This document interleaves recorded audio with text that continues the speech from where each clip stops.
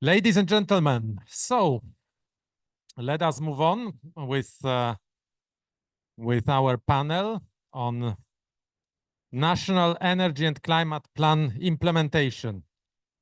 So my name is Michał Kurtyka, and I am here in my quality of co-chair of a group which is advising the Ukrainian government on the National Energy and Climate Plan. And I supporting the effort of building the first National Energy and Climate Plan, but this is absolutely the merit of our hosts here. So we have two representatives of ministries. We have Ministry of Economy, and Deputy Minister is with us, Andriy Teliupa. We have also Ministry of Environment, Victoria Kirieva, Deputy Minister, who is with us. I'm very happy. Last time that we met, it was in July in Kiev. And we will be joined by Fatih Birol, International Energy Agency, Jeff Payat, and also we have here with Emma is running since Monday, yes? You will explain what it is exactly. I'm not sure I was able to to come back with the name, but nevertheless, where we are, and we will be also joined by Jeff Payat, U.S. envoy and ambassador. So where we are, it is a very important moment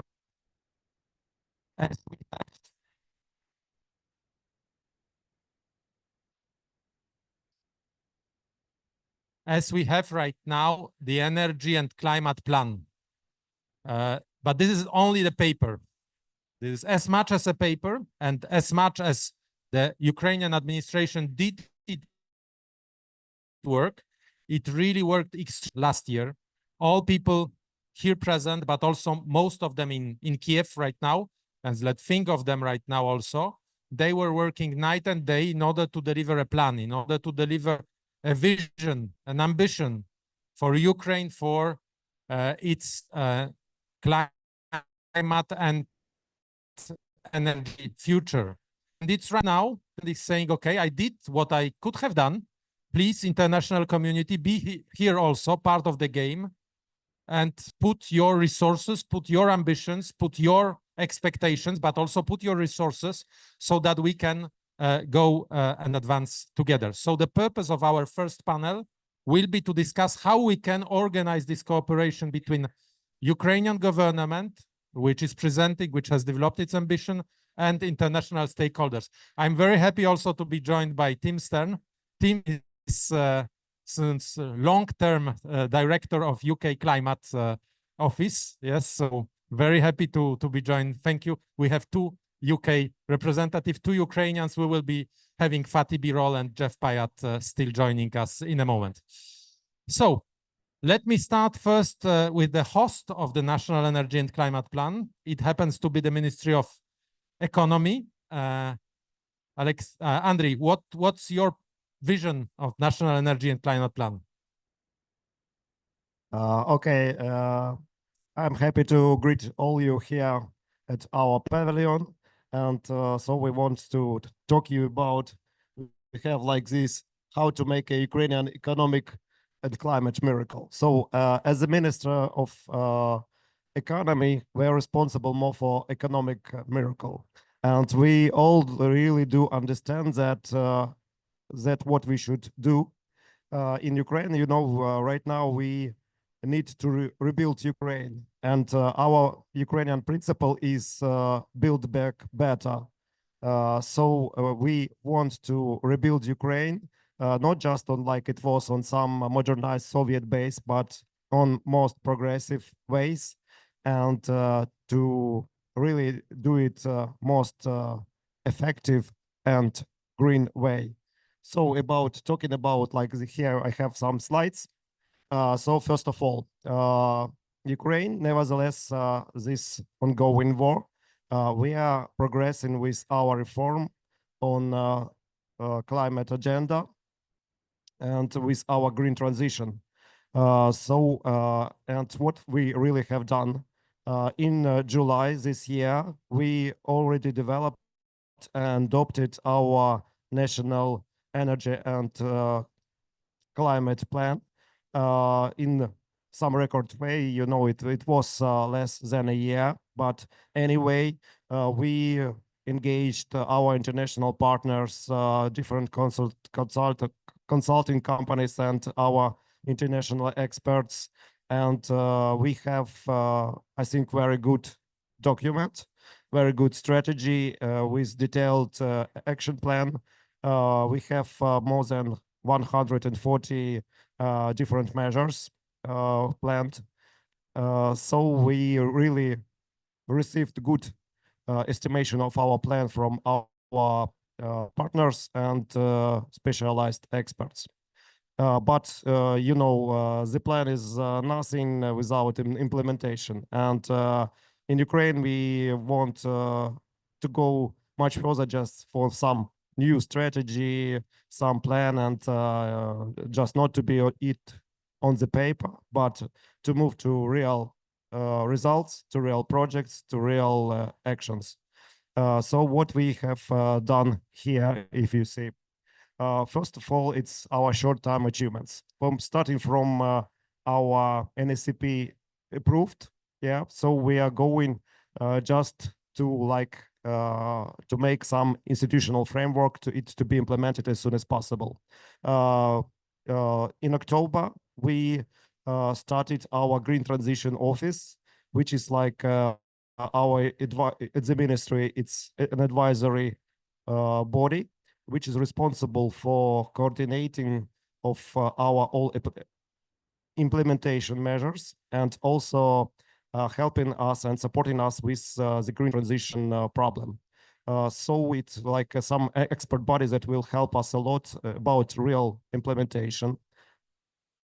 Also, we are making the special department inside of our ministry, which will be fully responsible for the implementation of NSCP.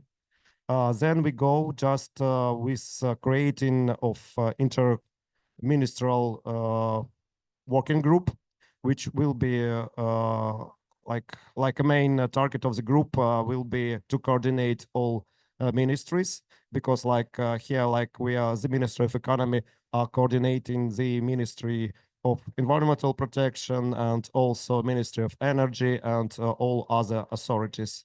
So it will be like a great body just to move it with different authorities from our side. And also we are working with partner cooperation. So we hold regular high-level groups meetings, and also we already started with monitoring of our process, because we had not just a record creation of NACP, but also in March we should provide the first monitoring report, and we want to have some real results already in this report. So what we should plan, what we do plan further.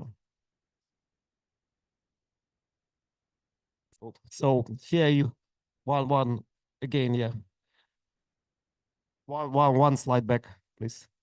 Yeah. Okay, so here you see what we are planning.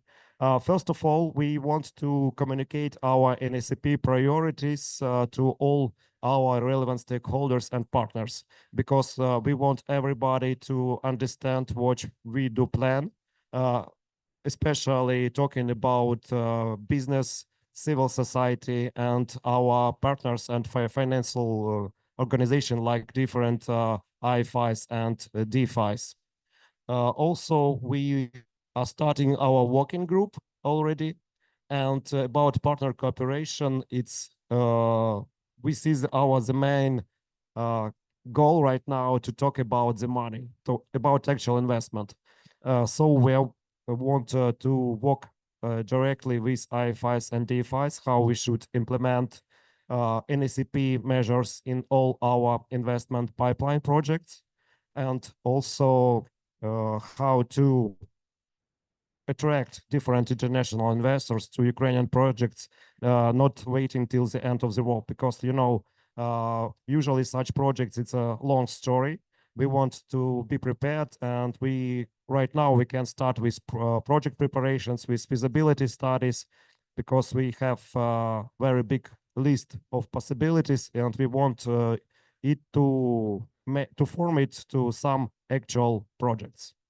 And so about monitoring and reporting, as I said, we are reporting this March, and also we are developing the more detailed action plan, and also to provide some digital platform, which should be like a very convenient tool just to coordinate all stakeholders relevant to NACP. Yeah, next slide, please. And so about different levels, what we want to do. It's, if you see that, like our purposes and about cooperation, it's like, first of all, it's strategic advice of implementation and fundraising. Also, we want to facilitate dialogue with different EU institutions about progress assessment, to ensure the cooperation inside our government, and to develop policies and measures by NACP due to our relevant bodies I mentioned. And also, it's very important for us about monitoring of NACP, just to be transparent and effective. It should not be like our just internal estimation, you know, just to be clear. So we are moving the right way. We want to have like transparent external estimation, evaluation of our campaign about implementation and awareness growing. Yeah, next slide, please. So, and that's, I think that's, for me, it's like my favorite slide, because we're talking about actual projects. You know, here what I can say is that we already have different projects in our public investment pipeline, and also about strategy in our private investment framework. And if you see here, we have analyzed it, and from about Ukraine investment guide, we had almost 260 projects which are requiring more than $50 billion, which are already connected to NACP. Mostly it's energy projects, but we can use them as the real leverage how to move with real results, because like it's projects that are already prepared. And talking about single project pipeline, it's more about public investment management.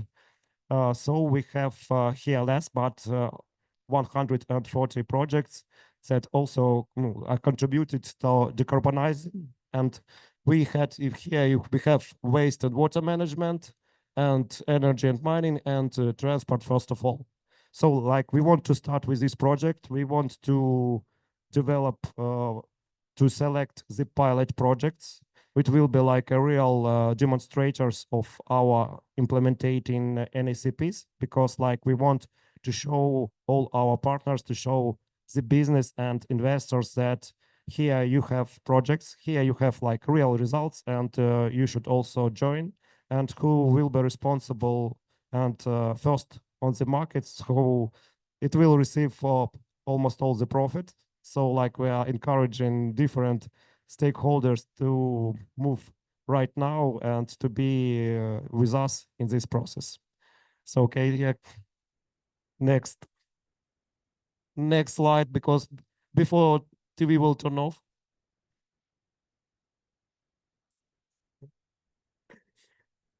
So if yeah, okay. Oh, here. Yeah, next slide, please.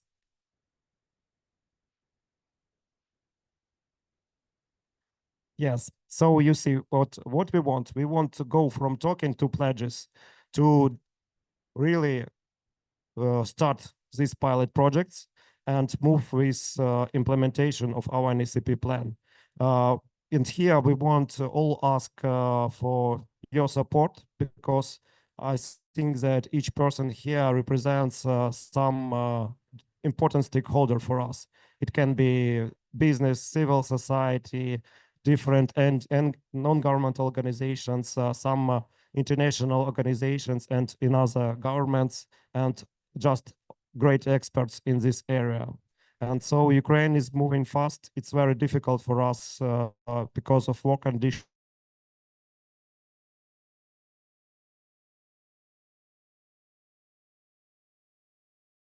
As I said, we want to build back better. We want to rebuild Ukraine better. And here we see the real possibility to remake Ukraine as sustainable as it possible, and to make it a real example due to these like harsh conditions, because like we lost, for example, we lost almost all coal generating and coal mines. So like we have no choice really.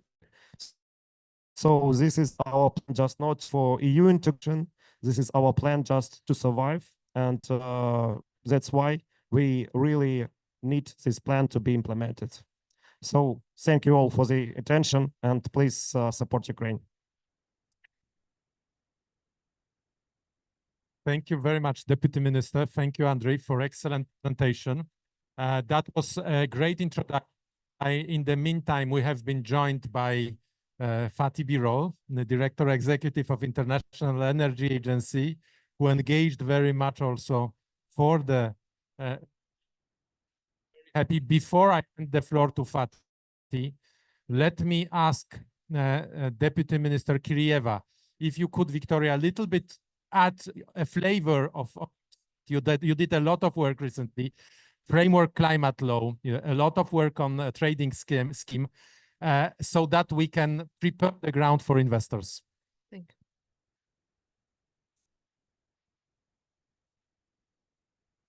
Вітаю всіх, дякую. Thank you. Дякую Міністерству економіки. Насправді дуже цікава була презентація і відповіла на багато питань. Thank you, the Ministry of Economy. It was a very interesting presentation that answered many questions. Останній раз, коли ми бачились з паном Куртика, задали питання, ну, Україна зробила план, а як далі? Як ви далі будете його виконувати? Як ви далі будете проводити моніторинг? Last time I saw Pan Kortika, I asked the question, so Ukraine completed the plan, and what's next? How we will monitor it? Тому відповідь на питання в нас є інституція, в нас є вже порядок, тому процес іде, і Україна не стоїть на місці. Now we have an answer, now we have an institution, it's an ongoing process, and Ukraine isn't on the same place. Зараз Міністерство захисту довкілля продовжує роботу щодо планування, і ми розпочали роботу щодо створення низьковуглецевої стратегії розвитку України до 2050 року. Now the Ministry for the Environmental Protection continues to work, and we have created the strategy for low carbon future until 2050. Тому що Національний план з енергетики та клімату, він дозволяє нам залучити інвестиції в зелену енергетику, вітрову енергетику. Він відкрив нам шлях до кліматичних фінансів. And the current situation with climate and energy opens us many doors to new finance for energy. Тому зараз ми хочемо розширити цю галузь на всі сектори економіки і якраз за приклад взяти Національний план з енергетики та клімату. And we would like to broaden this sphere in many areas of economy, including the latest one. Також в жовтні місяці Верховна Рада прийняла закон про основи державної кліматичної політики. As well, in October, the Parliament had a new law on Ukrainian climate law on principles of climate policy. Відповідно до нього чітко прописані, як часто буде оновлюватися Національний план з енергетики та клімату, хто за нього відповідає, як він повинен формуватися. As such, it has written many details, including who is responsible and how the plan should be implemented. Тому на сьогодні при виконанні нашого плану Ukrainian Facility, при виконанні наших зобов'язань ми йдемо впевнено і виконуємо все, що просять від нас наші партнери. And to create a plan, we are moving forward confidently to create what we promise to our partners. Тому що на сьогодні зелене відновлення – це впровадження альтернативних джерел енергії, це не тільки безпека саме в енергетичній галузі, це саме безпека, національна безпека країни. Implementation of green solutions, it's only not security of environment sphere, it's also the security of Ukraine. І Національний план з енергетики та клімату показав, що уряд нас рухається разом рухаються політики енергетики, економіки та захисту довкілля.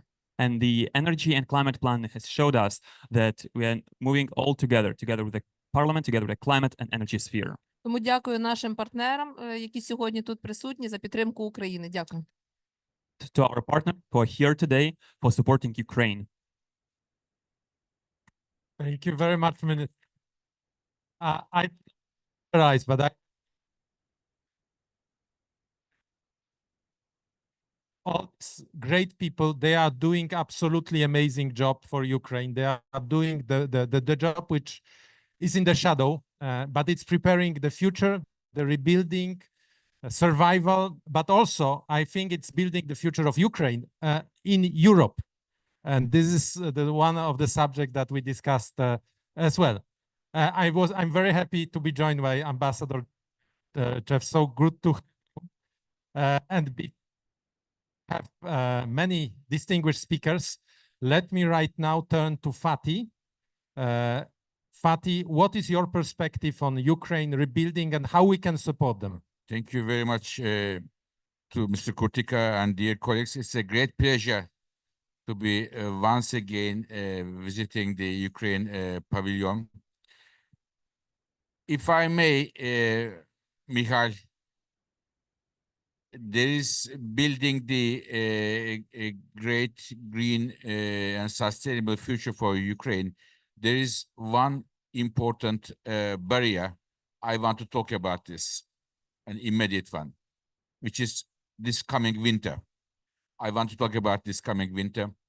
We have very recently made a report to make the world understand how important this coming winter is for Ukraine and for the world. And I have this September, I have released a report with Mrs. von der Leyen, the president of the European Commission. A few things about it and its implications, its impact. One, thanks to the heroic work of the Ukrainian people, engineers, workers, Ukraine was able to go through last 2 winters. As an energy person, when I look at the numbers, it is both of these years were miracle, and Ukrainian people made this miracle with the support of their partners in Europe, United States, and elsewhere. So the reason we made this report is to the world to understand what we need to do to support Ukraine for this winter, and if we don't do that, what could be the grave consequences for Ukraine and for all of us. So where do we start? We start from the following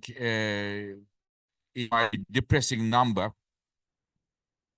As of now, compared to before the Russia's invasion of Ukraine, 2/3 of the Ukrainian electricity infrastructure is paralyzed. So we are making the most out of the 1/3 left for this winter. Plus, nobody can guarantee that we don't see a major attack as we have seen on 26th of August once again. And if it comes, even this 1/3 would be even damaged. So there are jobs to be done, and we made a 10-point plan for the colleagues for the countries to pay attention to. And because it is not only electricity, because when we talk about electricity infrastructure, many people think it is the lighting. It is not lighting. It is also the heating, water supply, the hospitals, schools, everything. So our suggestions were increasing the, for the countries around the world, increasing the distribution, the support of the diesel generators and the gas heaters, number one. Number two, increasing the exports of electricity from Europe to Ukraine. I will come to that in a moment.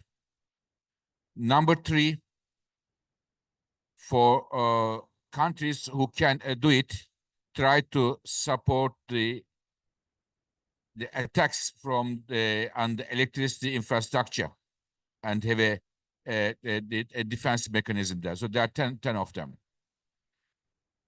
We were very happy to see that it got a lot of attention. I would like to thank here to Ambassador Payat to bring it to the attention of the G7 countries in September, and also other countries in Europe. I am thankful to them. I am thankful to many governments that I talk on a bilateral basis and draw their attention how urgent it is this year that we go through this challenge.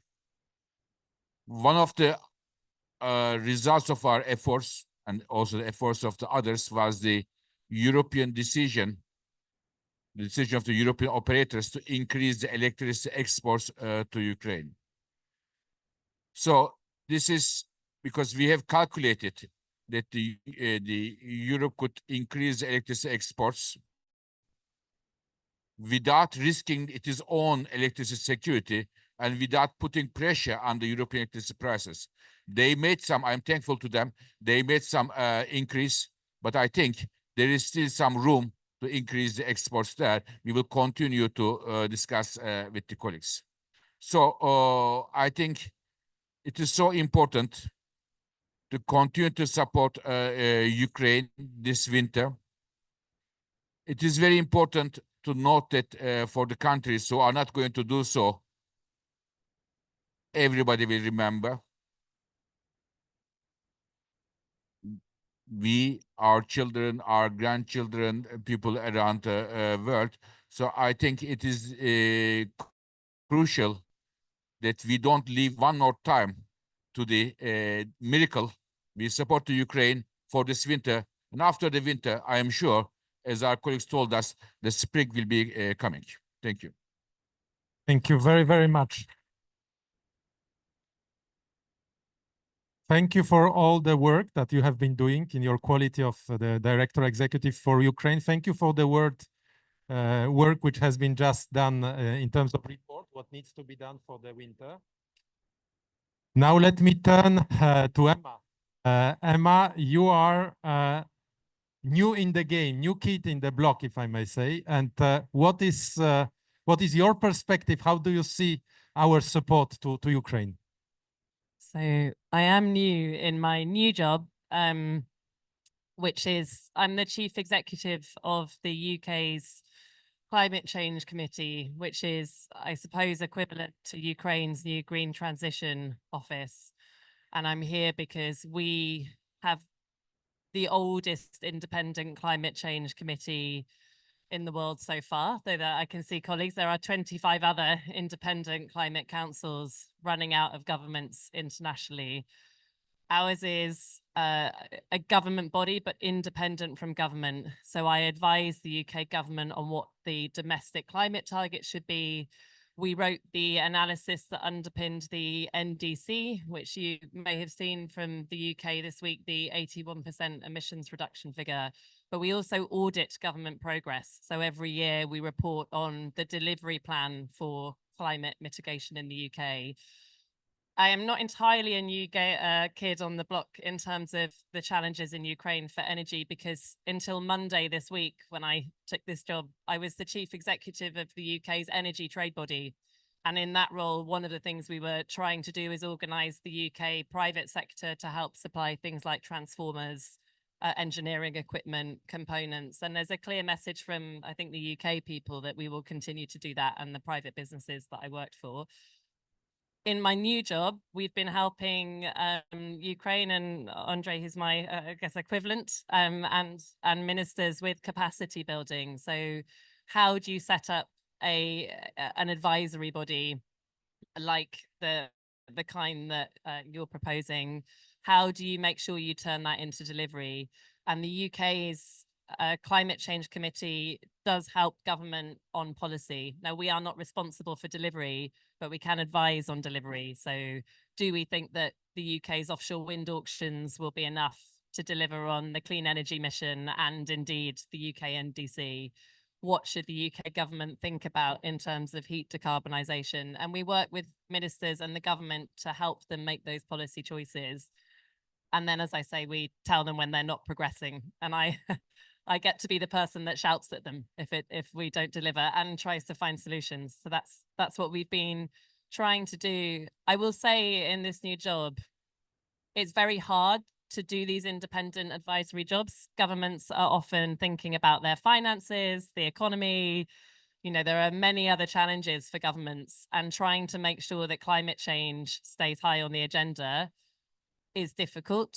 You have to work out how to make sure it's good for the economy and society. I'm required by law to do that, as it happens.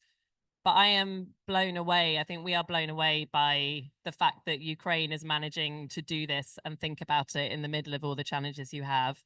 And we would also agree that this is largely an economic opportunity. So the reason that I have so much authority in the UK is because we think it matters, and it matters for the future economy.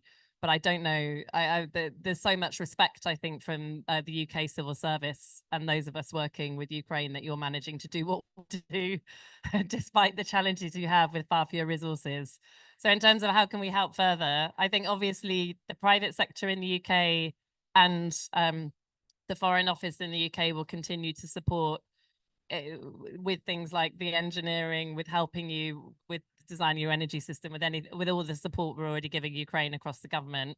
The Committee on Climate Change will keep working to make sure that you have the right governance structures in place. We can support with modelling capability. We can help tell you what we think you might need in your energy system for climate and energy security. And I'm, we're just very happy to keep working with you to do that. So that's why I'm here. And lastly, I'm probably one of the few Brits that's been to Ukraine. So I've been to Kyiv, Lviv, Odessa. One of my very best friends from university is married to a Ukrainian. So I also have a deep affection for the country, and we will do all we can personally. And I think as the UK government to support you. So, just well done.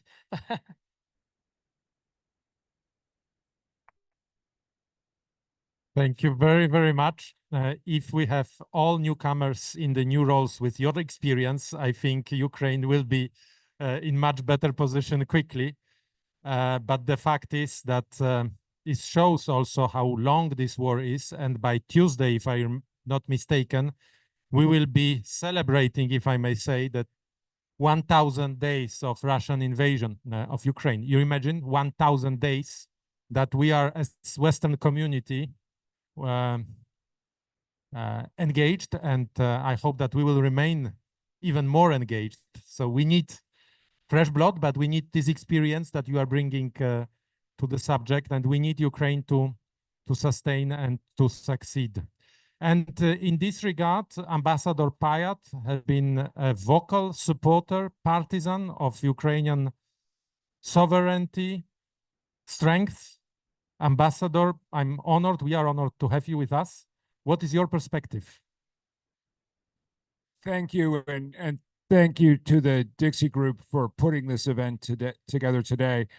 I want to start by endorsing what Emma said, which is just a profound sense of respect and admiration for the fact that even in the face of this brutal and unprovoked invasion and all of the terrible human suffering that one dictator in Moscow has imposed on the people of Ukraine, the country continues to build forward a future vision of an energy system which is aligned with Ukraine's future status as a member of the European Union and reflects our shared vision of an energy sector which is cleaner, greener, more decentralized, more resilient, and fully consistent with the Ukrainian people's own vision for their future in Europe. I also want to underline for the United States our strong support for what Fatih Birol and the IEA have tried to do with their recent report. As Fatih alluded to, it was on the desk of every G7 plus foreign minister when my boss, Secretary Blinken, and Italian Foreign Minister Tajani convoked all of the G7 plus foreign ministers in New York a few weeks ago. For me, the most important line in Fatih's report was his observation that the situation in Ukraine this winter represents the single largest energy security challenge in the world today. And I think that captures the idea that we all have a vital interest in Ukraine's success in navigating through this situation. In that regard, I also want to join so many others, and with Victoria and Andrea on the stage, just profound respect for the resilience of the Ukrainian people. As the minister said, we're on day, I think, 997 of Ukraine's invasion. I don't think anyone imagined when we woke up on that terrible morning of February 22nd that we would be counting day 997. Vladimir Putin was not expecting that we would be counting day 997. In that context, I also want to underline how proud I am of the work that the United States has been leading with all of our G7 partners to mobilize support for Ukraine. I think of this as being simultaneously a marathon and a sprint. The sprint is getting ready for the next winter. And to point out one example, just since last March, when Putin began to target generation capacity, the United States has mobilized $825 million in additional emergency energy sector assistance. As the G7 Plus, we've put more than $2 billion on the table. This is all for emergency replacement of generators, grid equipment, central heating plants, backup generation, physical protection for assets. And I'm very proud also to be joined by my colleague from the FCDO, Tim Stern, and terrific partnership between the US and our UK allies as well in mobilizing to meet this challenge. And I will always remember that in the previous UK government, it was at our first meeting of the G7 foreign ministers, which happened in November of 22 in Romania. It was the British Foreign Secretary who really, I think, mobilized us all and said to us, you know, we all have to dig deeper to find the auto transformers and the generators and the other equipment that industry was telling us would require another 3 or 4 years to mobilize. On the marathon, and here I'll finish up, on the marathon, it's really, really important that we remember, and I say this to industry audiences at every occasion, over the long term, Ukraine is not a charity case. It's actually a terrific opportunity. It's a country with a plenitude of energy resources. It has the largest nuclear fleet in Europe after France, and my colleague, Undersecretary Jenkins, I'm sure will talk later on about all the potential we see for deeper partnership in both traditional reactors, but also small modular reactor technology. And remembering the two biggest constraints in nuclear sector build out are manufacturing capacity and human capital, the nuclear workers. Ukraine has both of those things in plenitude. I may be the only non-Ukrainian here who's been to Kharkiv and has been to Turboatom, which is where the Soviet Union manufactured all of its big nuclear enclosures. It's a massive Stalin-scale facility. Over the long term, it should be viewed as part of Europe's inventory of nuclear manufacturing capacity. Same applies in clean power and renewables. I mentioned earlier today, I was so impressed at the LinkedIn post I saw recently from Deputy Prime Minister Sverdenko, who was highlighting a facility in Zakarpatska, which is manufacturing the pylons for wind turbines. It's a facility that's been relocated from southern Ukraine near the battlefront, and it represents exactly the kind of infrastructure which Ukraine's long history in aerospace, in metals, in mining. This is a completely transferable skill. And again, it's just like the nuclear sector. We need a lot more capacity because otherwise we're all going to be buying a lot more of this equipment from China, which is not good for anybody. But long-term, tremendous Ukrainian capacity on supply chains. Also, ample resources for clean power generation, whether through wind, through solar, through biomass, clean hydrogen. And finally, and here's my last point, if you look at the tragic history of the past 1,000 days, one of the positive outcomes of that is Europe's success in largely decoupling itself from Russian energy supplies. I was encouraged to hear Commissioner Simpson today reaffirming, as Director General Jorgensen, the European commitment to a full zeroing out of Russian energy by 2027. So Europe is, because Europe is inherently energy deficit, it's going to need new sources of supply. Some of that will be American LNG, which is a win for both of our countries, for all of our countries. But over the long term, the energy asset that Ukraine represents is a huge positive benefit for all of Europe. And I think we need to think about it that way, but also think about the stakes, because the obverse of that is that a Ukraine which is not secure in its borders, which is not successful in its continued evolution towards full membership in the European Union, means that Europe itself will be insecure. So we have a lot at stake. We have an amazingly strong and committed set of partners in the Ukrainian people, and we have to get this right. Thank you very much.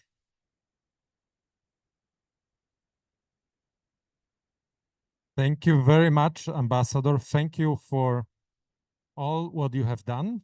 Thank you for your perspective, transatlantic perspective, but also deeply European perspective within this transatlantic perspective. Thank you for pointing out that Europe's security is Ukraine's security, and Ukraine's security today is energy security. So you have been doing a lot in order to make it happen. And you mentioned team, and team is the last one in our panel, but one of the veterans, if I may say, of these discussions, of the work and of engagement of UK, great engagement. And I don't know whether Emma mentioned the fact that it is UK government which is providing resources for Green Transition Office, helping the implementation of NECP. So congratulations and thank you very much for that.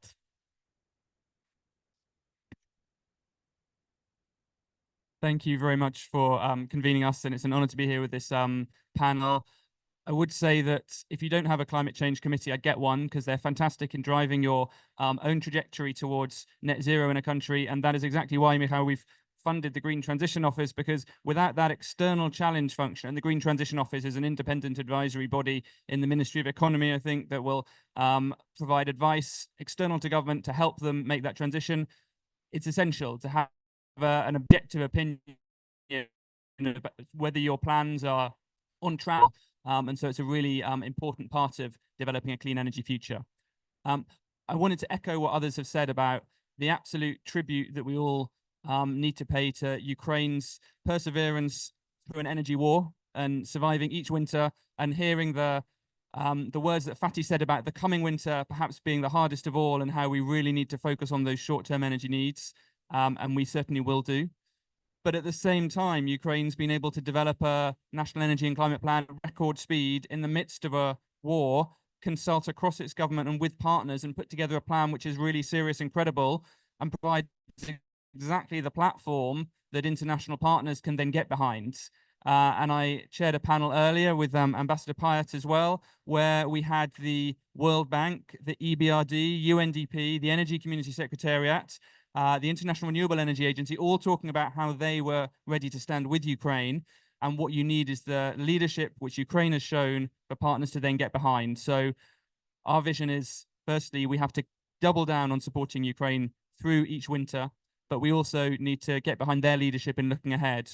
And as Ambassador Pyatt said, we see Ukraine's position as a clean energy superpower sort of right for the picking. It has so many attributes, so many strengths, so much skill and leadership that many of us look to Ukraine when we talk about the future management of modular reactors. We think Ukraine has got some of the best trained nuclear experts in the world, and there are lessons that we can learn. So you have all the skills, you have great potential. It's now a job for the international community to stand with you, as they have been doing and will continue to do so. So I wanted to highlight from the UK's perspective, firstly, we were really pleased to be able to, as well as supporting the Green Transition Office, also fund some of the national energy and climate plan work, and Innovate Ukraine, which is a competition to support clean energy projects on the ground. We're really proud that our ambassador in Kyiv, Martin Harris, was able to officially launch the Green Transition Office alongside the Deputy Prime Minister and Minister for Environmental Protection earlier this month. And I reiterate, we will remain steadfast in our support, both for the short-term needs and for the longer-term clean energy future. Thank you for having me. Thank you very much, Tim. Thank you. I think we had an excellent presentation. We had an excellent quality of dialogue in this panel. And I would like it to be as much interactive as it's possible within this formula.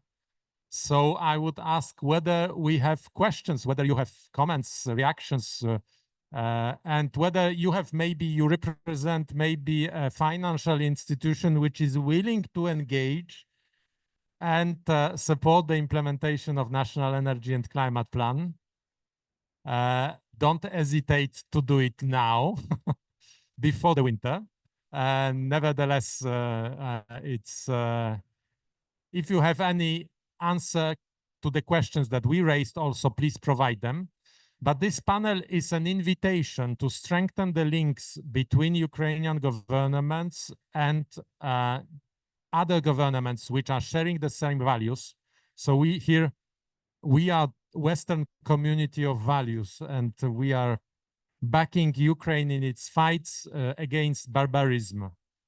But we need to do it on the long run. It is not enough to be enthusiastic about supporting Ukraine the third or fourth month of this war. Now Ukraine needs our resources, our financing, our projects. It will not be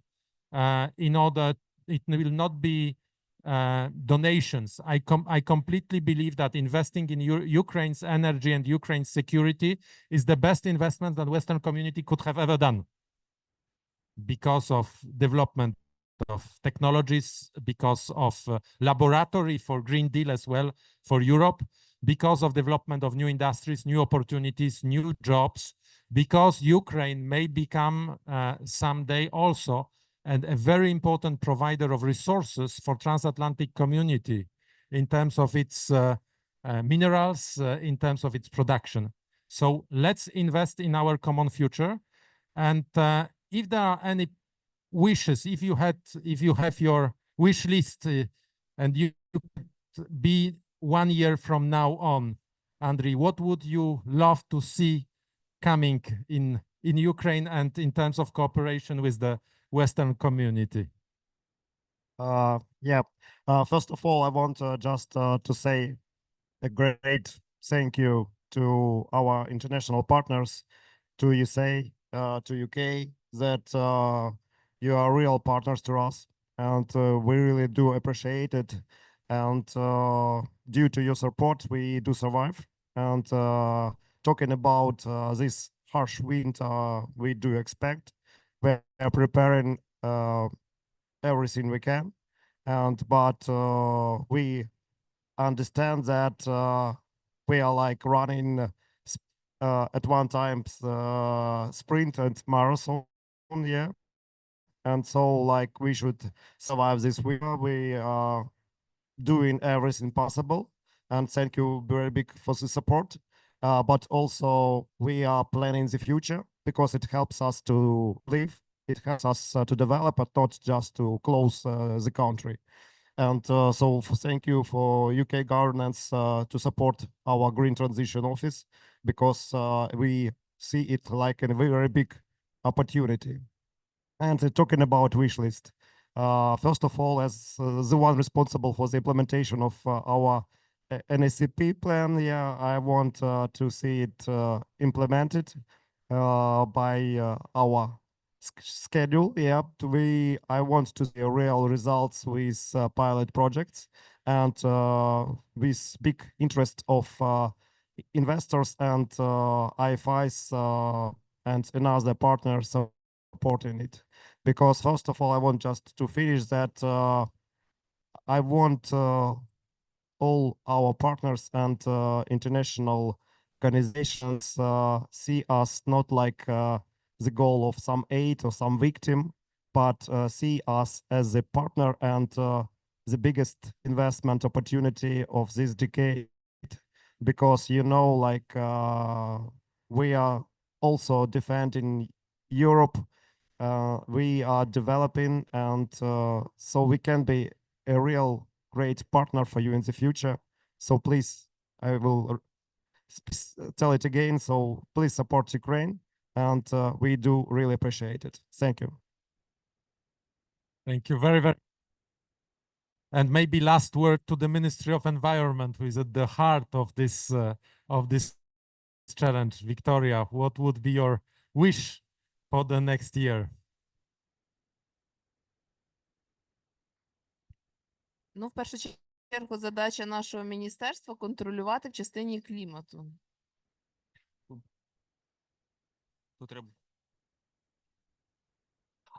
As the first task of our ministry is to control the situation in Ukraine. В наступному році ми відновляємо обов'язковість моніторингу звітності верифікації парникових газів. In the next year, we will be working on verification of greenhouse gases. Поки проходить конференція КОП, ми вже опублікуємо план заходів щодо впровадження системи торгівлі викидами парникових газів.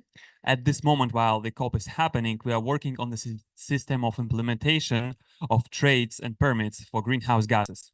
І в наступному році ми повинні зареєструвати закон у Верховній Раді. And next year, we are planning to make it a law in the government. Тому наші завдання чітко прописані в плані Ukrainian Facility, але ми їх розширюємо і працюємо ще над стратегією низьковуглецевого розвитку України, яка теж повинна бути прийнята в 2025 році. So our tasks are clearly defined currently, and we are broadening them and working on a strategy of low carbon transition in 2025. І головний виклик в цих ми працювали разом всі бізнес, міжнародні партнери та наші експерти. And the biggest challenge so that all of the ministries can work together as well as with our international partners. Тому що на впровадження певних політик потрібно знаходити і додаткове фінансування. To implement new policies, always important to find new financial sources. І Також тут дуже приємно бачити Анну Замазєєву. Вона очолює наш фонд декарбонізації в Україні. Тому я думаю, спільними зусиллями ми зможемо не тільки поставити собі більш амбітні цілі. It's great to see Alla Zamazeva here from the Foundation for Decarbonization of Ukraine. А й виконати те, що від нас хочуть наші партнери до вступу в ЄС, і показати всьому світу, що Україна може більше. Дякую. As well as implement what our partners expect from us, so to be a part of European Union.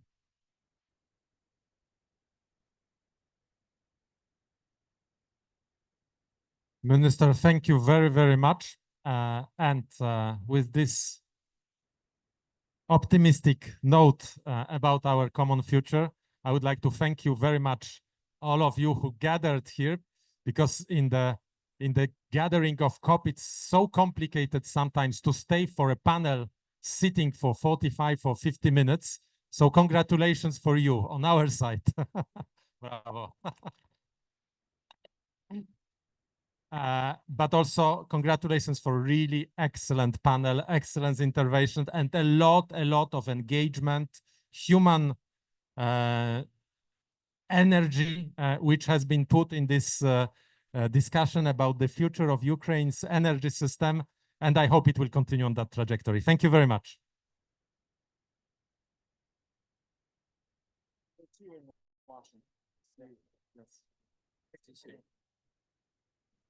Victoria?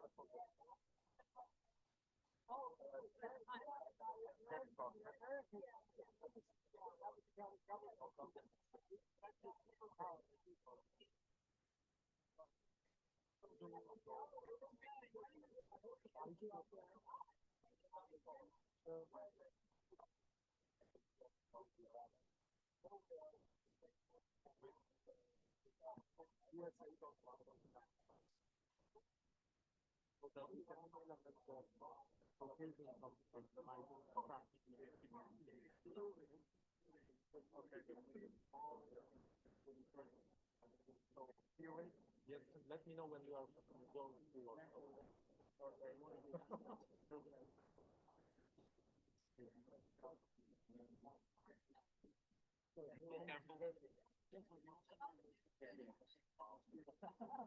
Very good to have you.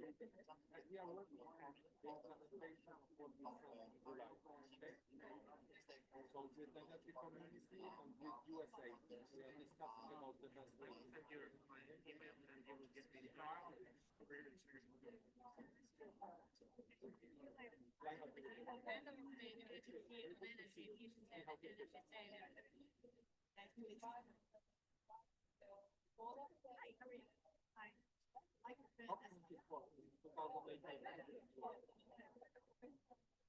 Thank you for your comments.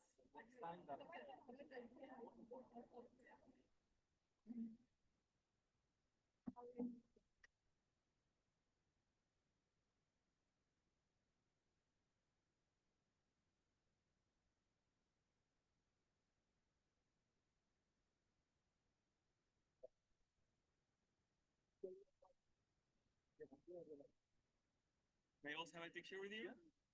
So you're organizing COP24, right? Yes. What was your favorite part? Making it happen. Yeah.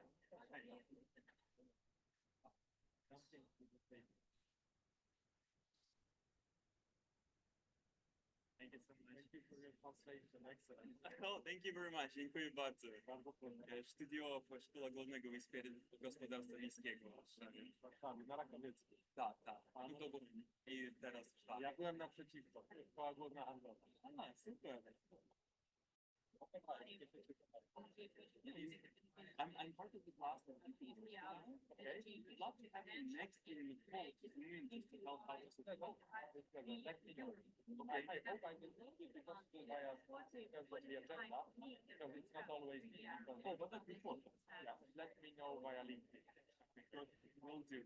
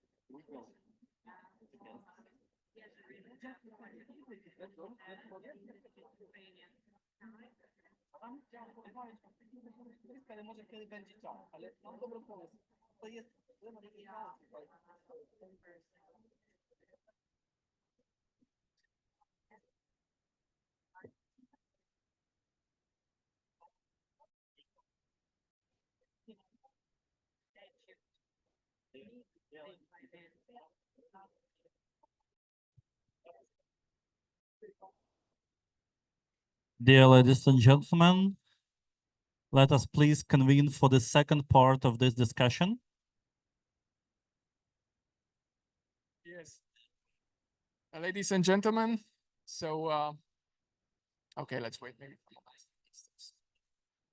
It's kind of,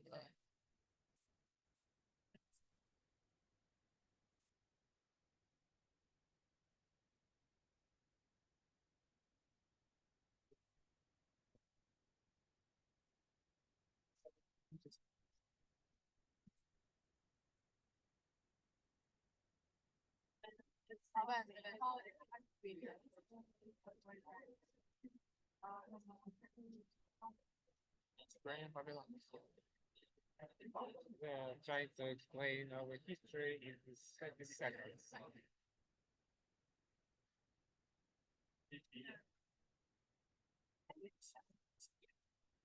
А коли Світлана буде?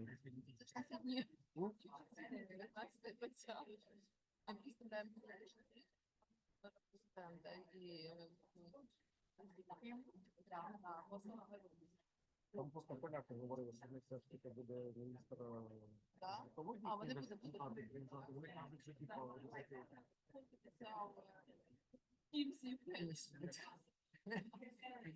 Just 1 minute because we have to start.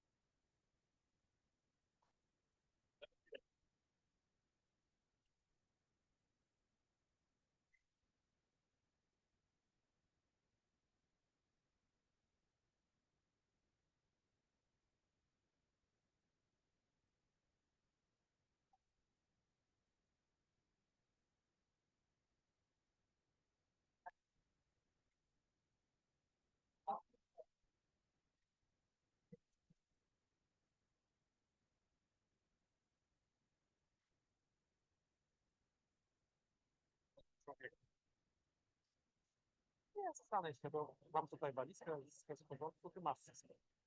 Thank you. Thank you. Dziękujemy. It was very well prepared.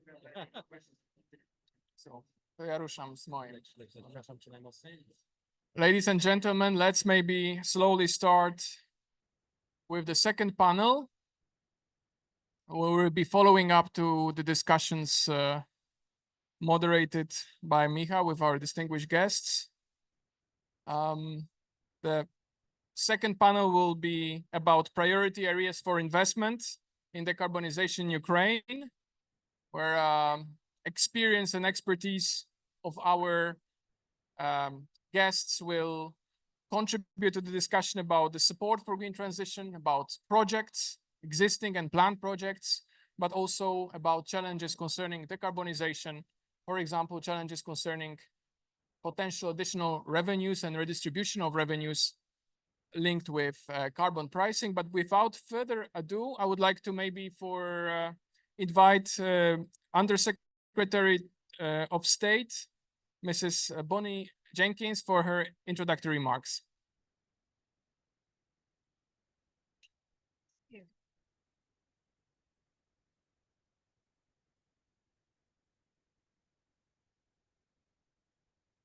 Good afternoon. I want to thank you for the opportunity to speak with you today and to participate in this vital discussion on priority areas of cooperation and investment to support Ukraine's clean energy future.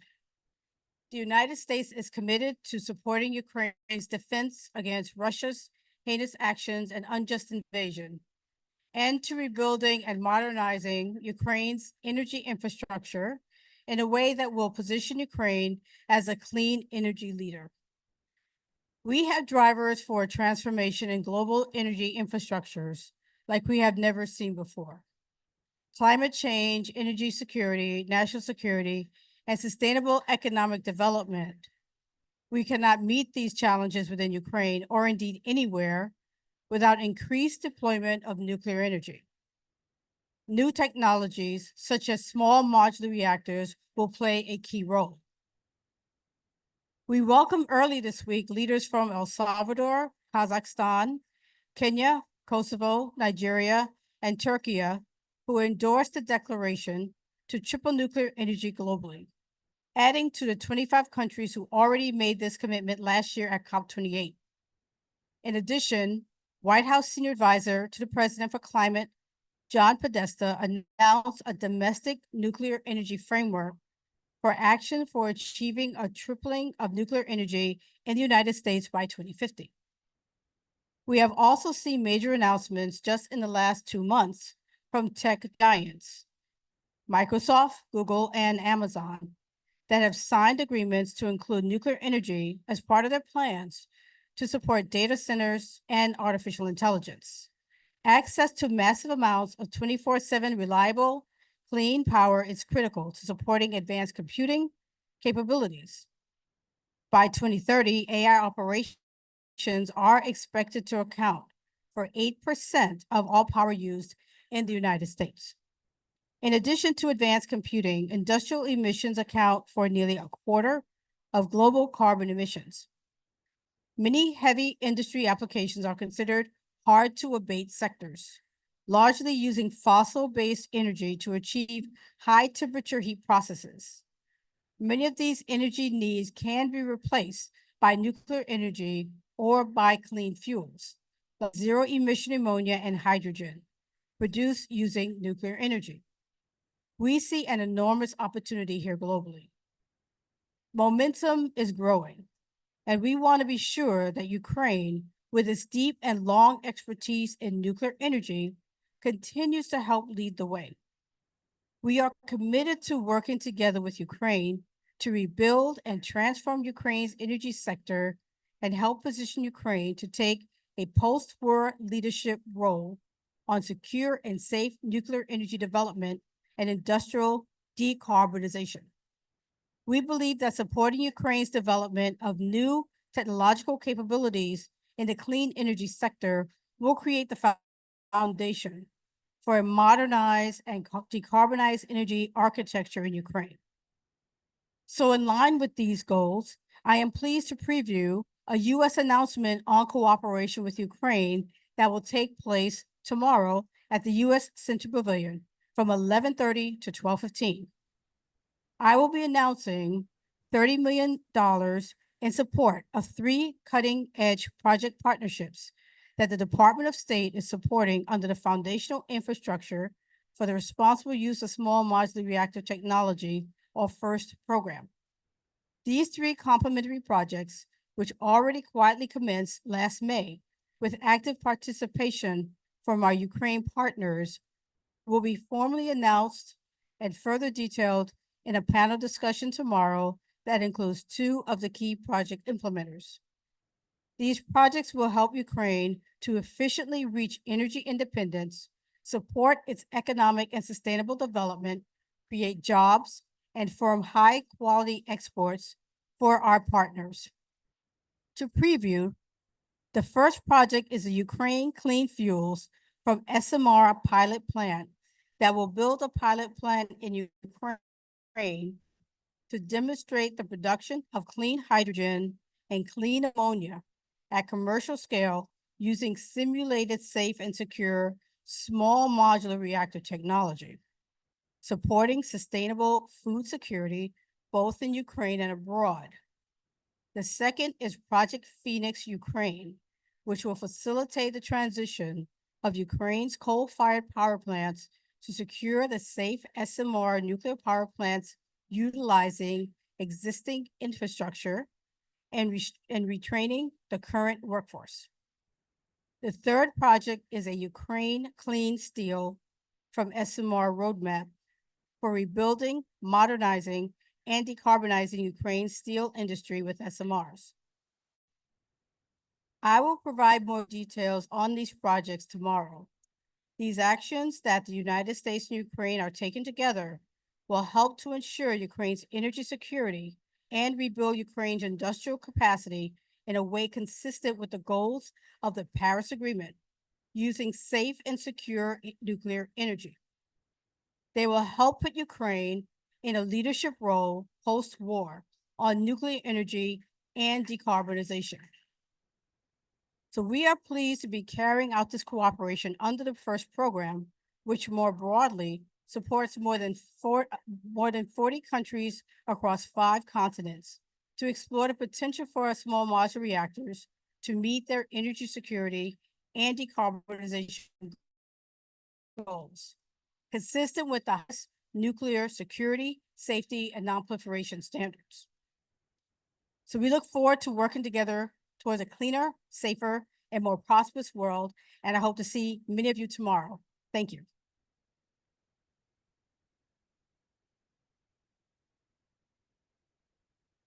Thank you very much, Madam Undersecretary. Please join the panel. And I want to also request our other panelists but maybe to start to introduce Anna Zamazeva, Head of State Agency on Energy Efficiency and Energy Saving. We have also Nazar Holot from Net Zero World Initiative, Coordinator for Ukraine. Ben Rhodes, Head of Secretariat of International Climate Council's Network. Asa Persson, Research Director and Deputy Director at Stockholm Environmental Institute. Welcome. And of course, Andrei Kitura, who is Head of Green Transition Office, who have obviously quite of a busy time with implementation of NECP and work with within the Ministry of Economy. So let's maybe follow up with Madam Undersecretary of State, following up to your introductory remarks. If you could maybe tell us more about what US is doing to support countries' energy security with nuclear energy. Yes, there are quite a few things. I mentioned some of them, which we'll talk about more tomorrow when I go into the programs that we're having with Ukraine. But the first thing is the capacity building. And the first program that I mentioned just a few seconds ago, as I said, we have programs with well over 40 countries where we are building capacity and developing skills in a number of countries who are interested in small modular reactors and nuclear energy and technology. And so, as I said, we have quite a few countries we're working with. We started this program in 2019, And it's been very successful. We have quite a few countries that are interested in engaging with us on that. And State Department works very closely with our Department of Energy, as well as our Nuclear Regulatory Commission, and others in doing this work. So far, we spent over $80 million on this program. We are also building one-of-a-kind type programs. I mentioned some of this already, and I'll talk about more tomorrow that we're doing with Ukraine. But we are working with countries, for example, with Ghana and with Poland and UAE in developing training systems, ways in which we can train the next generation on types of clean energy sources. So they are, graduating students and our youth in areas of like nuclear engineering and other areas that's going to be important for bringing countries on to like SMRs and nuclear energy. So that's something that we're really enjoying and doing a lot more of. And these countries are trying to be regional training centers. We are also doing a lot of engagement with the countries. I travel quite a bit to talk to countries about the importance of SMRs and how it can help with their energy sources, but all kinds of other things, like I mentioned, food security, and other things as well. Something we're also trying to do with, clean ammonia as well. And then one of the other things that I did want to mention is last year when I was here, I announced something called the Sapporo 5, which are 5 countries of the G7 who are working together to really ensure that we have a source of supply for nuclear fuel. And those countries are the US, UK, Canada, Japan, and France. And so far, in just a year, we've gone over $1.2 million in that program. And so $1 billion in that program. So these are a number of things we're doing. We're very active in this. Like I said, we're very happy with what we're going to be doing with Ukraine, the continued work that we do with you. I know Ambassador Pyatt was here on the first panel and talked a bit about the work we do. But these are things that we're doing, and we're very happy to be working with countries to do those things. Thank you. Thank you very much indeed. Nuclear policy within the nuclear energy, of course, will be critical when it comes to the policy planning and implementation. This is needless to say. But let's move, of course, also to another challenge, the challenge of financing decarbonization. And this brings me to Anna as a head of State Agency on Energy Efficiency and Energy Savings. You have already experience with the Decarbonization Fund. Yes. Could you maybe tell us more about the fund itself? How does it function? Also, what kind of sectors it is mainly directing? Okay. I start from the information about the state agency, why we are responsible for this fund and why we created this fund. First of all, state agency on energy efficiency and energy saving, we are responsible for implementation state policy in the field energy efficiency and decarbonization in Ukraine. We moved in May 2024 under the Cabinet of Ministry and coordinate now by the Cabinet of Ministry. We are cross-sectoral. And we implement energy efficiency and decarbonization measures among industry, public buildings, municipalities. And we have a result. When we moved, we created this fund of decarbonization. This fund is filled from the CO2 tax. It is a budget line, and this law was voted by Parliament, signed by the President, and after this, we created joint stock company fund of decarbonization. It is a financial institution. We got from the National Bank of Ukraine license for loans, providing financing through next financial mechanism, loans, leasing, and factoring. It is very important now for Ukraine because we should understand that the energy efficiency and decarbonization measures are estimated 25 billion euro. But in this fund, we have now from the CO2 tax only 1,400,000,000 hryvnias. It is about 45 million euro. And we try to expand our project. Okay, a little bit more about the fund. The fund activities are aimed at systematically solving the problems of carbon emissions and supporting sustainable development through the implementation of projects in the field of energy efficiency and decarbonization.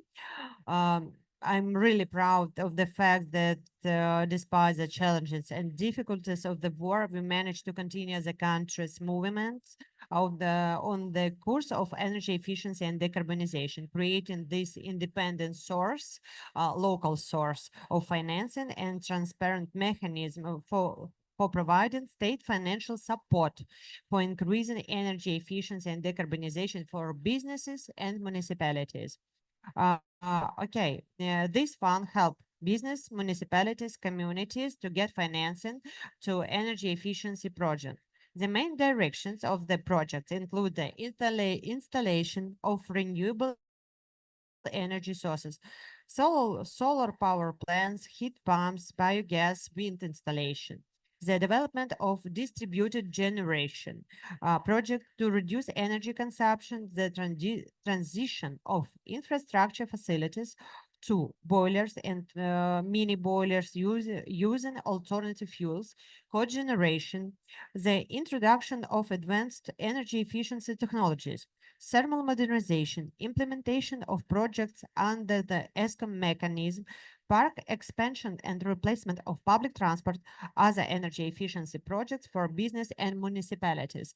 We provide financial till 10 years under 7 till 9 interest rate per year, and it is very cheapest loan and leasing program for businesses. And next one, what I want to mention, now, today we can already talk about the first results because we issued first loans. The first 6 lost cost loans were issued for the implementation of energy efficiency measures in different regions of Ukraine during 2 months, because we got last license at September of this year, and during 2 months. In addition to such projects, the fund will finance the modernization of industrial enterprises to reduce energy consumption, which is important for the food and light industry, increasing their competitiveness. About the how many money we have in the fund, I said. Okay, and last one. Therefore, we continue to develop our cooperation with international partners and involve them in the work of this fund. Currently, such negotiations are underway with our partners from Denmark and Norway. National organizations such as UNDP is already involved in selecting projects for funding. It was first pilot project with UNDP. We had success. Yes, we opened this project. They transferred money on our account. Issued loan through this support from the UNDP. And we opened the new project with UNIDA. I hope this fund, this financial tool will have success among Ukraine and among industries and municipalities. We have a lot of projects now.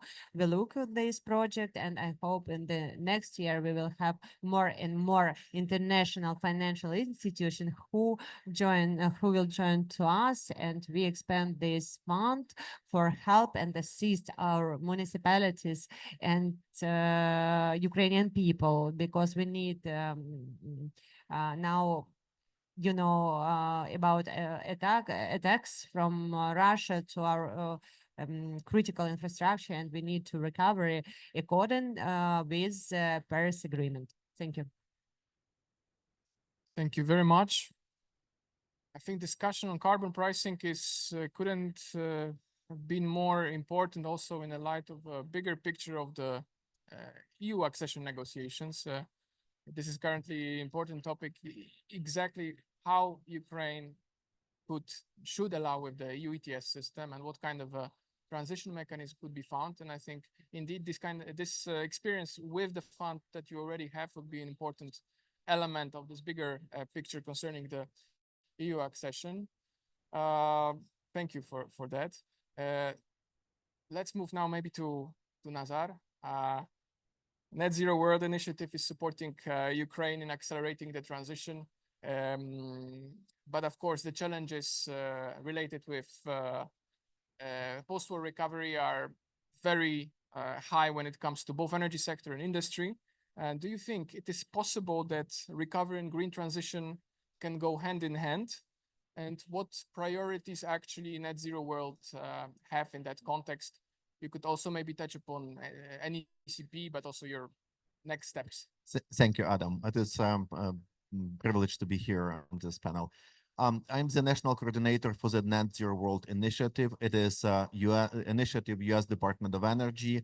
It is whole government initiative, and also it is a consortium of national laboratories of U.S. Department of Energy. I work at Pacific Northwest National Lab, but we also work with National Renewable Energy Laboratory, Idaho, Argonne, Lawrence Berkeley, Oak Ridge. So it is an enormous potential that we can bring and help Ukraine. So Ukraine joined the Net Zero World Initiative at COP26, but because of the war, we started working only last spring. And for all Net Zero World countries, we start with system-wide modeling. At that time, at the peak of the war, we didn't have a concrete plan. We proposed something to the Ministry of Energy that we can develop specifically for COP28. So what we did, we developed this report from reconstruction to decarbonization in Ukraine, report specifically for COP28 in Dubai. The report was released by the minister Halushchenko, and then we had a plenty discussion. So I'm proud to work with some other partners in Ukraine with the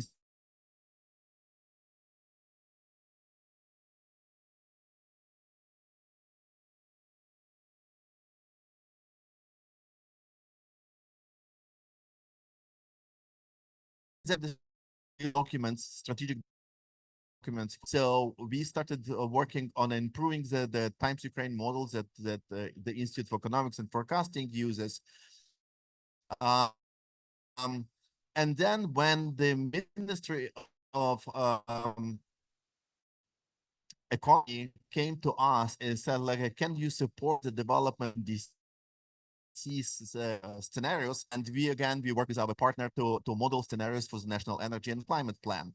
After that, the team came to the Argonne National Lab. We had 2 weeks of intense training for them. We rechecked model, we updated our assumptions, we built additional capabilities. And then when the Ministry of Environment asked us to support the development of long-term low emission development strategy, so we absolutely say yes. So what we are doing now, that we are expanding from modeling to work on specific sectorial models. I'm proud to work with the Office of Green Transition. Since it is government-to-government program, we ask Ukrainian partners areas need support, right? And one of the topics that came was to develop sectoral policy for the industry, for steel, cement, fertilizers, and etc. So we picked cement, and now we are working with Argonne National Lab, with Oak Ridge National Lab, with Pacific Northwest National Lab, and Ukrainian partners to develop a comprehensive roadmap to rebuild, modernize, decarbonize the cement industry in Ukraine. Another example, it is what the secretary said, right? So we have why we skipped steel. We specifically did it because PNNL and Argonne also work on this project, and I invite all of you to come to your US Center tomorrow at 11:30 for the announcement of this exciting project that we are supporting. And then of course we will need to be ready to build real projects. We need time. We need time to think about ideas, to build relations, to build trust, to develop a technical approach, to recheck, to talk to all other stakeholders, right? We are proud that we can work with Ukrainian partners. We are working with the Ministry of Energy, Ministry of Environment, Ministry of Economy, on the development of the strategic documents to support decarbonization, reconstruction, and European integration of Ukraine. Thank you.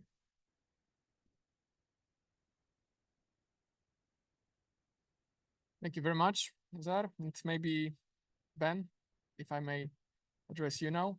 You have a microphone. Ben, the Green Transition Office, represented by Andrei, has joined the International Climate Council's network that you represent 2 months ago. Can you tell us a bit more about the role priorities of the network and how members of the network support green transition? How kind of an added value also it could have into the discussion that we're having? Sure, thank you. Hi, everyone. So firstly, yeah, I'm delighted to be here on this Ukrainian panel, and also extremely delighted that the Green Transition Office has joined our network. We think it's amazing that the work of Andrei to set up with his colleagues the Green Transition Office. And we're very inspired by how we were on a panel today and he explained how he's made government listen and kind of take the issue of green transition seriously. And I think that's an inspiration to all countries to think, how can they show the evidence and kind of help transition to a green economy. So yeah, I'm the head of the ICCN Secretariat. So my role really is to coordinate the global network of climate councils. We have 25 members across Europe, Asia, Australasia, Africa, Latin America, North America. So we're a truly global network. And the unique thing about our network is they're all official national climate advisory bodies. That means they've been established with a mandate from their government to provide advice. And this really means they're very authoritative, and it makes sure that the advice they provide is listened to by those in government. My aims here are to really amplify the voice of our members. So we're trying to make sure that people know what a council is and hopefully persuade more countries to establish climate councils. But the real role of the network is to build capacity between members. And I'll just talk quickly about how we hope to do that with Andrei in the Green Transition Office and others. So there's probably 3 things where we're hoping to help and work with Andrei. The first is on climate governance. So the critical to making a difference to expert evidence advice is thinking about how that advice is positioned in climate governance. So we want to share lessons. We have a councils on our network, and the most effective are the ones who government.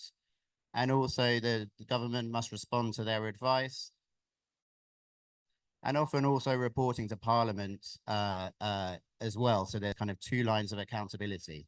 And that really enforces the evidence base and helps kind of make sure that that advice is listened to. And also having an office which is independent can really help to make sure that that advice has credibility outside of government. As well. So we have a lot of different councils on ours, and they have a lot of different expertise. So there is obviously the climate scientists, the economists, but also we have very interesting examples in South Africa where they have trades and they have faith groups. And I think something that's quite interesting is thinking about expertise, not just in terms of the academic expertise, but actually making that connection to wider society.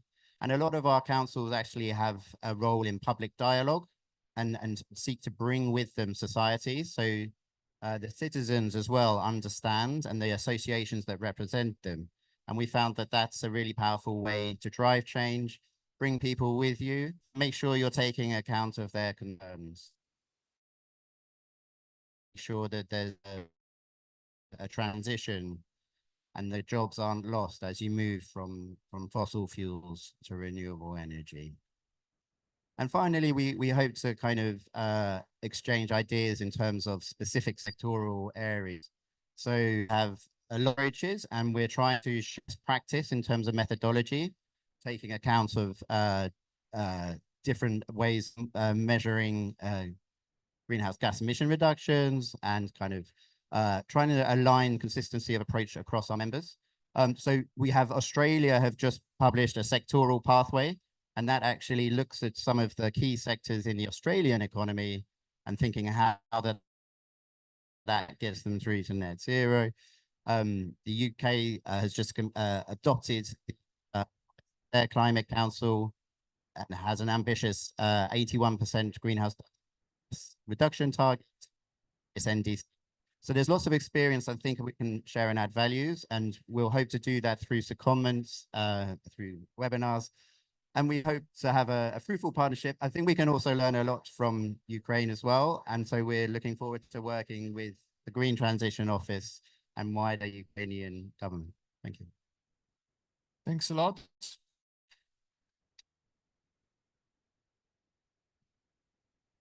So indeed, climate governance, that's the essential phrase here. So let's maybe stay within that context and move to Asa, who could maybe elaborate more on the role of climate advisory bodies that they play in supporting state institutions and shaping the policy process. And maybe you could share some stories also from your Swedish experience with Swedish Climate Policy Council. Thank you. It's an honor to be here in this panel and in this pavilion. And I also want to start by really congratulating Ukraine for this very impressive climate legislation, and also the NECP. Having looked at the Swedish NECP and also monitoring other EU member states, I think you really send a message to all the EU member states to actually step up to track for that. Need to learn from how you work with your chair of the Swedish Climate Policy Council. So one of the members of the international network, and I have been engaging with the Green Transition Office this week. I also have another role, which is research director of the Stockholm Environment Institute. And I'm pleased to say that we have a group in Stockholm and also in Tallinn, Estonia, that is now working on advising on green transition in Ukraine, in Georgia, Moldova, Armenia, in view of EU accession. So we have some technical support and analytical tools, and we look forward to explore how we can potentially support the Green Transition Office to the Swedish Climate Policy Council. I think Ben nicely laid out the role of councils, and I think for us it really boils down to three important functions. One is evaluation. Parties here of the Paris Agreement, they are pledging, they are setting targets, but really we need strong institutions to follow up. So that's an important role for us, and we do that regularly every year. Independent evaluation is also, I think, very, very important to trust in society. The second function is the advisory role. And here I think what we try to do in Sweden is to add value by looking maybe, let's say, 5 or 10 years into the future. What are these sort of emerging climate policy challenges that we need to prepare for? We try to take that slightly longer view as opposed to providing the very technical, detailed policy design advice, and also very importantly to think beyond a term in office, typically 4 years in most countries. I think we really see the weakness now of having these short-term cycles in politics when we really need to have longer-term plans to really deliver on the targets. The third function would be engage public. We have a formal mandate to stimulate public discussion in Sweden on the green transition in Sweden, and of course try to build that social consensus that we need to see. So for that purpose, we also have a visualization tool called Panorama that we are happy to share with other councils, including the Green Transition Office. But I think in terms of trying to draw some lessons, we have been operating now 8 years, so we are slightly younger than the UK Climate Change Committee that we heard from earlier. A very important lesson is consistency. So if you deliver this advice, this evaluation on a regular basis, including scientific expertise and other important sources of expertise, it really can become that authoritative, trusted source of analysis. Second, we provide policy advice, which areas need more attention, maybe some what could be interesting options to look at. But also we have delivered a lot of advice on governance, actually getting institutions to work together, government authorities. And I think this is a very universal challenge, maybe in Ukraine, but certainly in Sweden. And we see now Sweden has come quite far on our decarbonization journey. While I will also say seeing a high economic growth. So I just want to make that point as well, that it is possible to combine decarbonization and economic growth. We have come quite far, but there are still these sort of cross-sectoral challenges of the financing, but also ensuring that we have the skills to deliver on the transition. Lesson would be, again, coming back to the importance of stakeholder consultation. I think we are now in a phase in many other EL where the public is a little bit hesitant on how quickly we can go. So I think it's very important to just having that communication with the public and try to understand, foresee the implications, and be prepared to meet the challenges of the transition through compensatory measures. Thank you. Thanks a lot. Andrei, if you could maybe, of course, you had already a couple of advice how to move forward with the Green Transition Office. Yeah. Which is a newly established climate advisory body in Ukrainian government. What are your plans and priorities for the next 12 months? Specifically those related with the implementation of those key milestones that we have achieved this year. Referred, of course, to the adoption of the NECP, but there are also other strategic documents coming, and it requires, of course, a proper implementation from the government. Thank you for the question. Thank you for all of you who are still here. Regarding NECP, our plan is quite simple, but like I would say difficult in realization. The simple is that we are going to be in line with all EU regulation in terms of reporting, monitoring.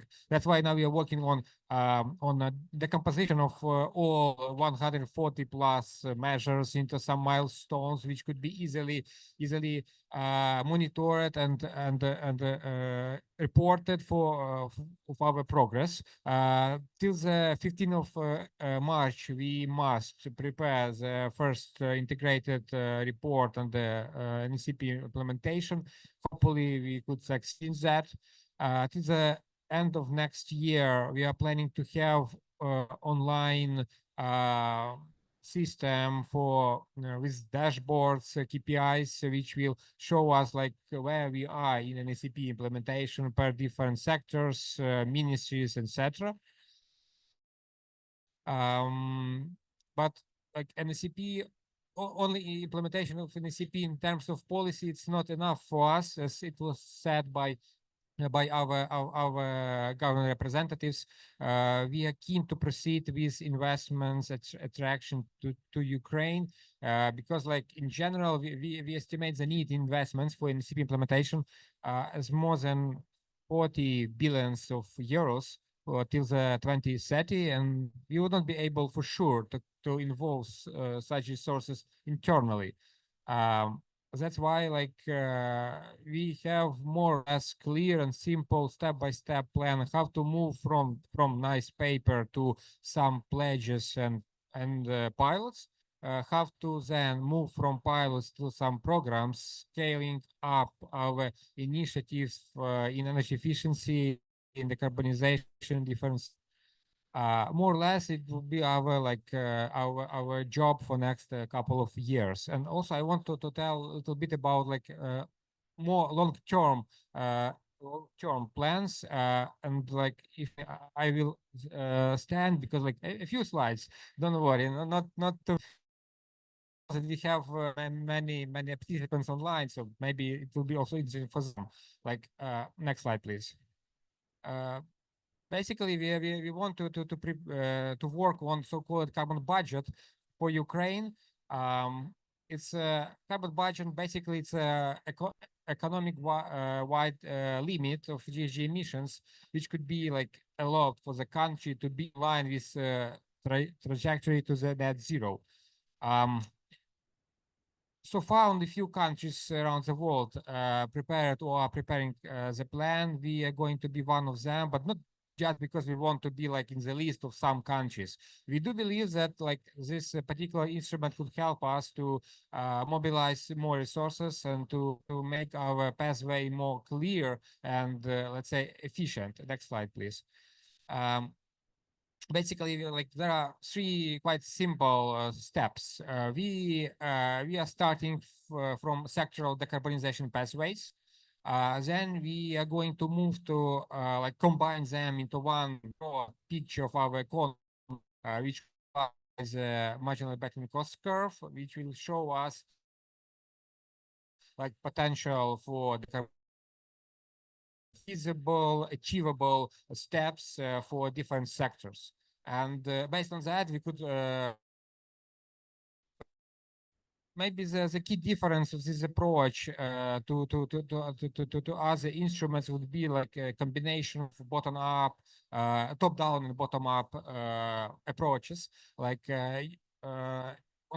In addition to analysis of all available studies, best available technologies, desk research, etc., we are going to have a broad session with key stakeholders in different industries, just to verify our suggestions, just to understand what real technical feasible potential we have there. Next slide, please.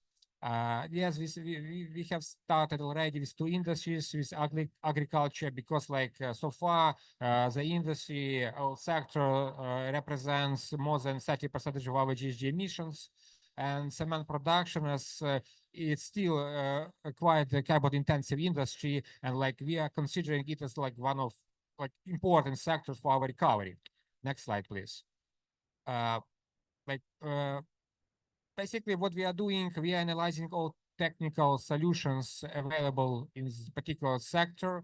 We are trying to analyze technical and financial feasibility of it, and moving from long list to short list feasible solutions in Ukrainian reality. Next slide, please. It could look like that. This is the more or less real numbers for salmon production in Ukraine, analyzed by concrete facilities.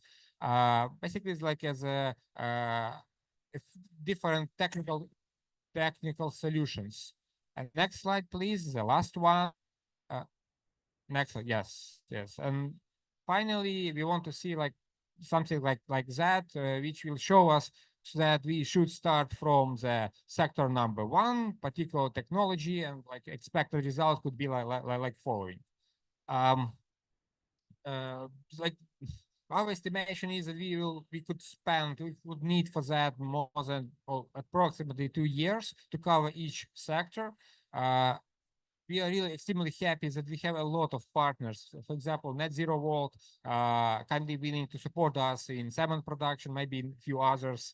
We'll have results of for a clean steel project, and basically part of that will be dedicated to analysis of the decarbonization potential. It could be truly used for including in carbon budgeting. So more or less it's our vision for long run. I mean, NCP implementation and like reporting under EU regulations, and our long-term way to give our government better solutions, better policy advice based on data. Yeah. Thank you. Thank you very much indeed, Andriy. And I think one of the main challenges concerning this would be how to balance the need for aligning with the governance of the EU ETS, which requires setting a cap, but at the same time balancing it with the demand for emissions linked with the green recovery. So this is one of the main challenges certainly to discuss further. I think we have still some time for questions, if there are any, to our panelists. There is a question there. You can use.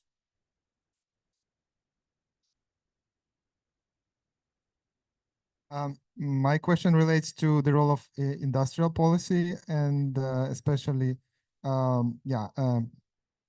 big investments that would be necessary to reindustrialize Ukraine.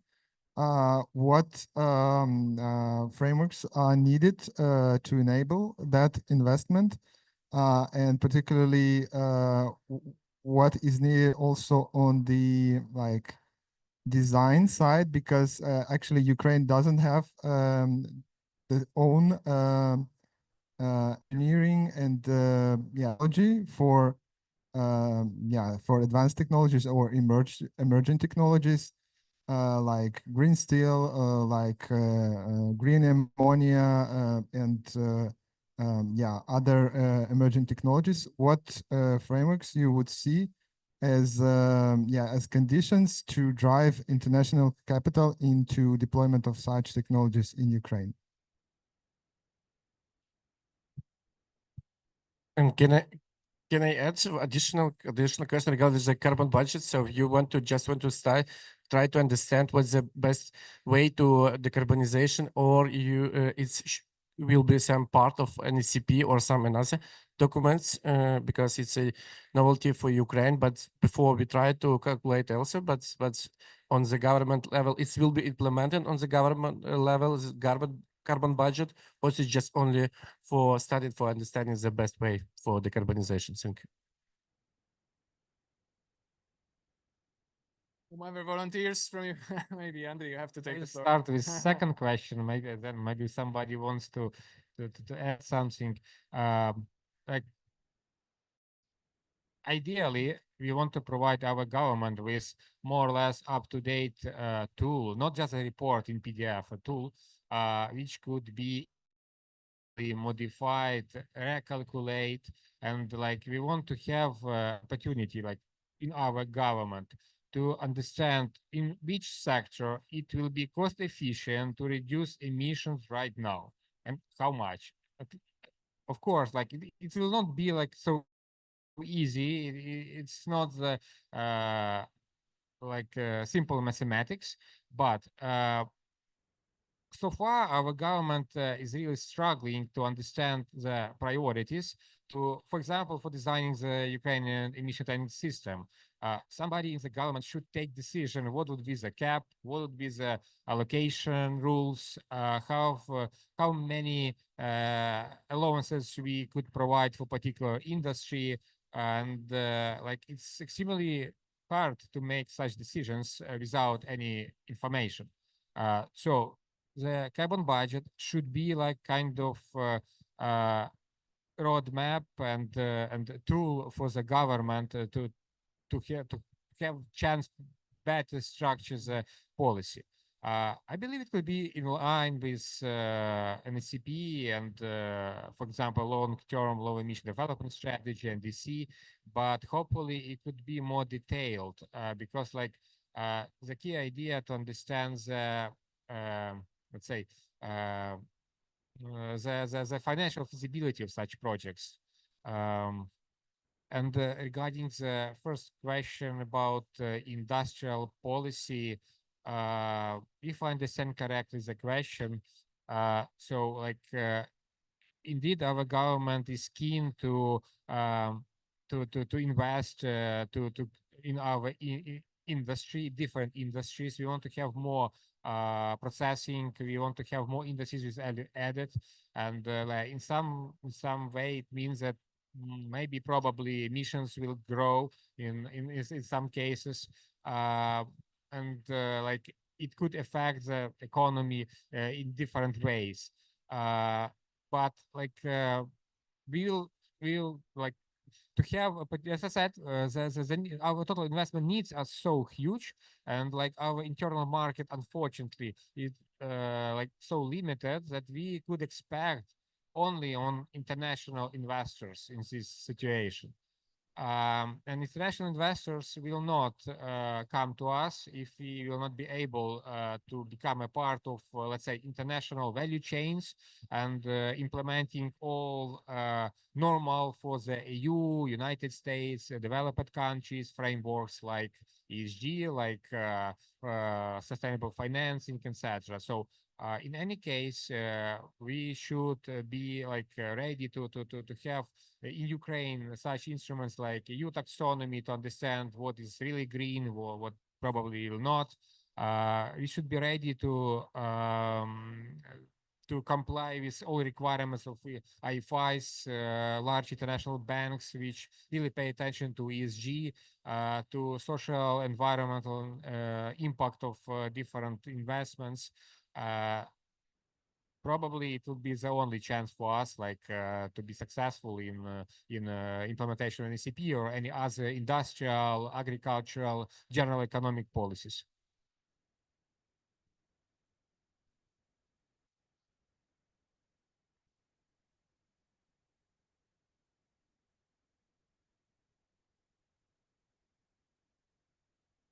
Sorry, that better?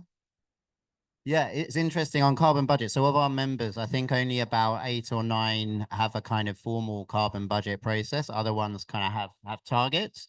And I think it's something we're keen to kind of encourage more across the network. In fact, Canada are having a discussion tomorrow in the Canada Pavilion at 10:15 to talk about their carbon budgets. It also made me think of the example in South Korea, where the danger of setting long-term targets for 2050, but then not setting interim targets. Their Climate Act was upheld in court because the way that their trajectory of emission cuts fell, it was putting a disproportionate effort for future generations. So if I think the role of climate litigation and climate acts and targets being taken to court will kind of intensify as the climate crisis intensifies. So I think it's you know, for governments to recognize that and think, well, how can we get as close as possible to a straight line down to our net zero targets to save those problems in the future? Thank you very much. And I think with that, allow me to maybe briefly conclude the discussion.